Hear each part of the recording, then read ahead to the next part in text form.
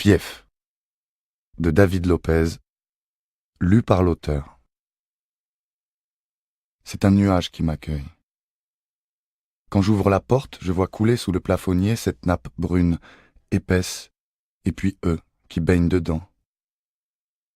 X, ça ne le dérange pas qu'on fume chez lui, du moment qu'on ne fume pas de clope. Je le regarde, entre lui et moi c'est presque opaque. Il plane dans le brouillard. On est bien reçu chez toi, je dis. Je n'ai pas le temps d'ajouter quoi que ce soit que déjà il me pose sa question rituelle. Tu veux rouler ? Je dis oui. La disposition de la pièce n'a jamais changé, alors je me mets sur le petit tabouret inconfortable, celui sur lequel je m'assois toujours, près de la table basse. X est à son bureau, à gauche de l'entrée, à côté de son lit toujours bien fait, à croire qu'il n'y dort jamais. Pourtant il ne sort pas beaucoup. Il attend qu'on vienne. Il est à la sortie de la ville, il y a un pré derrière, et la forêt plus loin. C'est calme. Cette maisonnette, il l'appelle sa grotte. Il se serait bien vu homme des cavernes, comme il dit souvent. Il est pas joli ton œil, me dit Poto, installé au fond de la pièce. Il mélange déjà les cartes. D'abord, je ne dis rien. Je pense juste au fait que je n'aime pas ce plafonnier, cette lumière sèche. Et puis je soupire, et je dis les gars, vous étiez là, vous avez vu. Alors rien à dire de plus.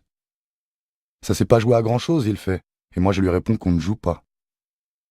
Sucré, qui vient s'asseoir à côté de lui, ajoute qu'il vaut mieux y aller mollo sur le réconfort. Chez X, il y a toujours de la musique. Ça ne dérange pas Poto, qui passe son temps à décortiquer les rimes des chanteurs qu'on écoute. Il demande à X de remettre en arrière, parce qu'il a cru entendre une rime multisyllabique, il dit. Écoutez les gars, la rime en A-I-E là, vous l'avez grillée ou pas ? Et moi je réponds non, j'étais pas attentif. Sucré confirme, alors que X, penché sur son bureau, ne dit rien. Il s'apprête à couper une plaquette. Elle est posée sur une planche à découper, couteau de boucher à côté. T'as besoin d'un truc, toi, Jonas ? Il me demande. Je dis ouais, fais-moi un 25 comme d'habitude, et je dois hurler pour qu'il me comprenne. Pour couper un morceau comme celui-ci, c'est chacun sa technique. Les plus précautionneux chauffent la lame. Mon autre pote qui vend du shit, un tel il s'appelle, il met carrément la plaquette au micro-ondes. X, lui, il utilise un sèche-cheveux. Des feuilles du shit une clope. X pose ça sur la table, devant moi, parce qu'il trouve que je mets du temps à m'activer. Ça, c'est de la frappe, il dit. Y a pas besoin d'en mettre beaucoup. Il dit toujours ça, parce qu'il me connaît. Il ne veut pas que je m'éteigne trop vite. Je le regarde du coin de mon œil blessé. Il a les yeux rouges. Il n'est pas tout neuf. Je lui fais la remarque et ça le fait rire en même temps qu'il se frotte les orbites.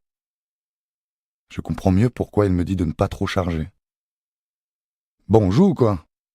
Il est chaud, Poto. Attends, je roule. Et puis laisse-moi fumer un peu avant, que je me mette en condition.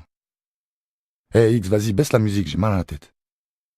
Poto annonce qu'il va me mettre une branlée aux cartes et sur le coup, ça me fait bizarre d'entendre sa voix aussi distinctement. Je rigole en tapotant ma cigarette contre l'ongle de mon pouce.